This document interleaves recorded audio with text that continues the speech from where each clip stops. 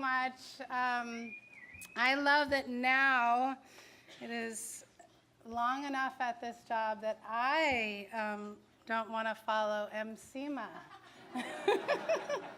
my forever student. So I'm incredibly proud and humbled and nervous to be here tonight to celebrate our 30th birthday at East Bay Community Law Center. If I could see you beyond the lights, but when I was sitting down and walking around earlier, just seeing so many folks from so many years at the Law Center. And also tonight, my family is here, my mother and my father.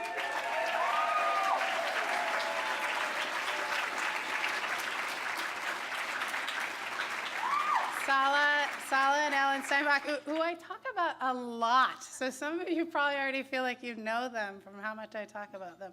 And my sister, Aminta. And my kids, Amalia and Joaquin, and my partner. Give it up. And what I call affectionately my family, my extended family is also here. I often have said that it takes a village to raise a social justice lawyer, and I am incredibly blessed with an amazing village. Thank you all for being with me here tonight. Thank you. So if you currently work at East Bay Community Law Center, can you please raise your hands in the air and wave them like you really do care? Yeah, just raise them.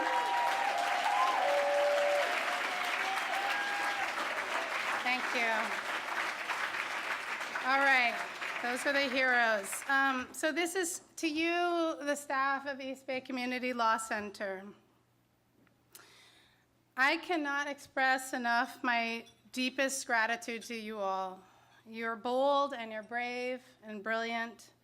You work with clients in ways that honors their dignity and their experiences and their struggles. You treat each other with respect and kindness and humor and compassion every day, and you inspire our law students to be skilled and excellent advocates, people who take their work seriously but not themselves.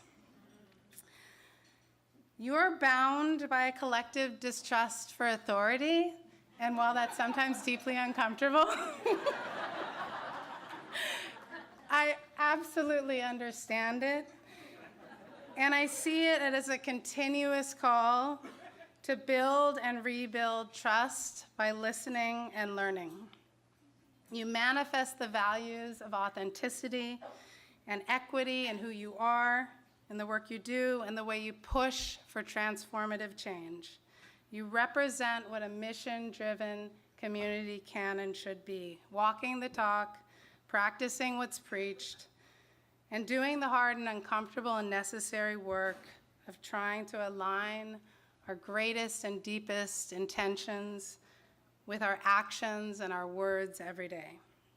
I feel tremendously fortunate to have worked with so many amazing people at East Bay Community Law Center for these 17 years, and I ask you all to join me in applauding, and I will ask you all to stand up. Past and present staff, please stand up from East Bay Community Law Center.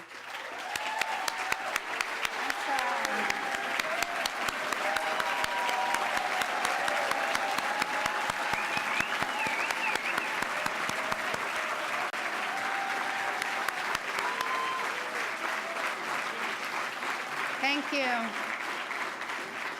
Woo-hoo!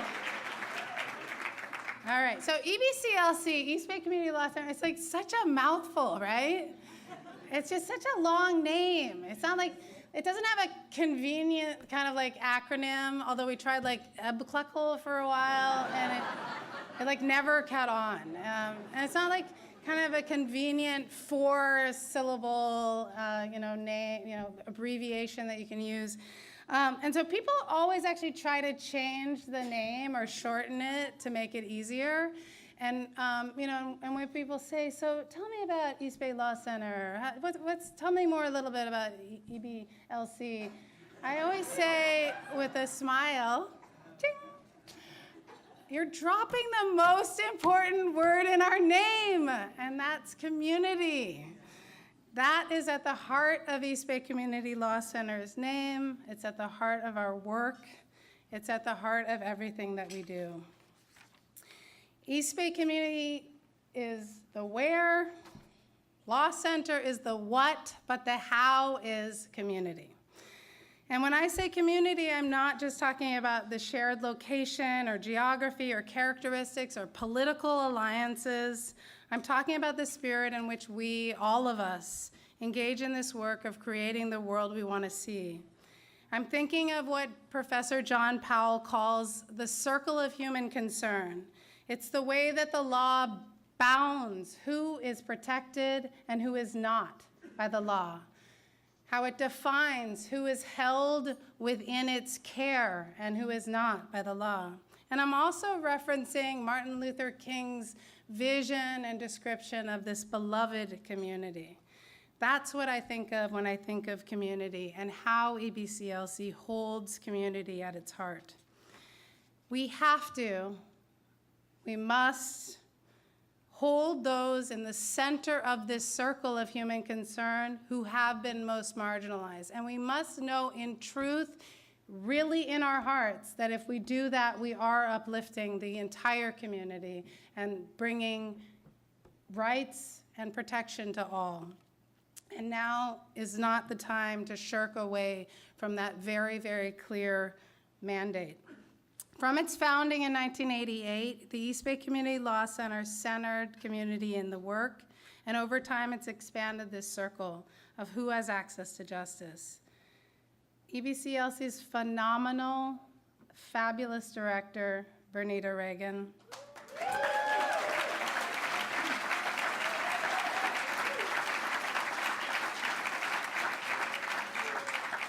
Truly. I've spent 17 years trying not to mess up what she started. Truly. She imbued East Bay Community Law Center with her vision of what it means to be of, for, and with community. That it required lawyers to shake off, to throw off the mantle of expertise and listen to clients who are experts at their own lives. It required us to be excellent in what we knew, but humble in what we do not know, so that we can better collaborate to serve clients and causes. And crucially, Bernita believed that we needed to defend rights, but simultaneously we needed to create this equitable and diverse and inclusive community, both and, as Seema said. So putting community at the heart, even as we are resisting and we are fighting back, and we mightily need to do this, we need to center this work on how we want to be and who we want to be. Resistance to bigotry and division that's spewing forth from every corner of this nation and world right now is important, is critical, is needed, but manifesting our greatest aspiration is just as needed now. Michelle Alexander, in her inaugural column for the New York Times, she wrote in the title, "We are not the resistance." And I loved this. She declared that we are not the resistance, we are the inevitable future that is being resisted.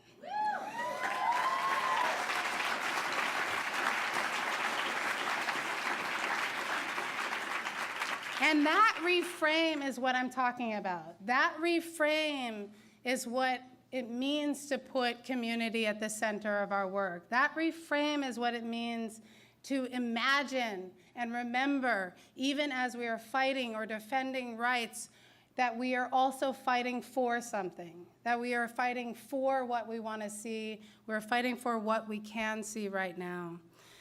What Michelle Alexander called it was a new nation struggling to be born, a multiracial, multi-ethnic, multi-faith, egalitarian democracy in which every life and every voice truly matters.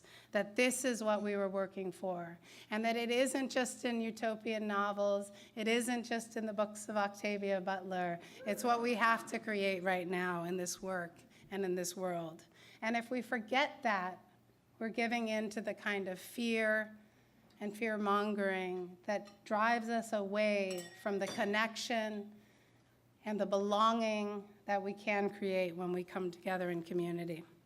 So there's this urgency right now to defend rights and take back political power and beat back these attacks on those who we choose to center in our community: Black and brown people, LGBTQ people, people with disabilities, refugees and immigrants fleeing from the wages of US-fueled wars, Muslims and Jews alike, and women who dare to take up space. But there is equal urgency that we resist something not out there, that we resist the complacency that we can have when faced with the inequities in our own institutions and the biases that are deeply rooted in our own organizations and in ourselves. We have work to do right here, right now, to resist our own urge to cling to whatever privilege we have, whatever shred of it, so tightly that we don't realize we are holding the sword's edge of that weapon until it cuts us to the bone. We need to manifest this beloved community by recognizing we need to change too. We need to question our assumptions and acknowledge and resist our own prejudices and reshape the familiar but dangerous hierarchies. What would it look like if that's what we did? Well, every day I get to glimpse some piece of that future at EBCLC, from staff who create community semester after semester, day after day, in the way they do their work of advancing justice and teaching justice and transforming EBCLC all at the same time. They need a triple raise, so please give and give deeply to EBCLC.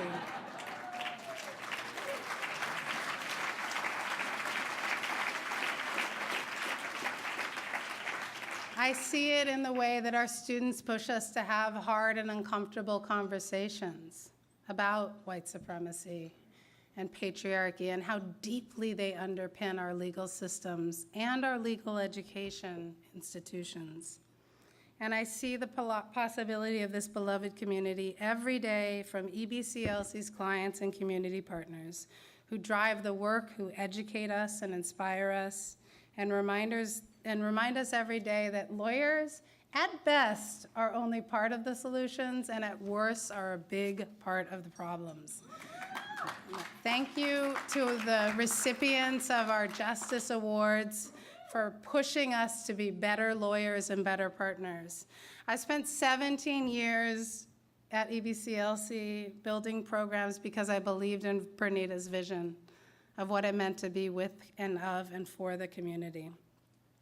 It has been a privilege to serve in the community that raised me as well, and to know that in some way I get up every morning and after reading the news, now on my phone instead of in paper, that my answer to what do we do is to get dressed and go to work.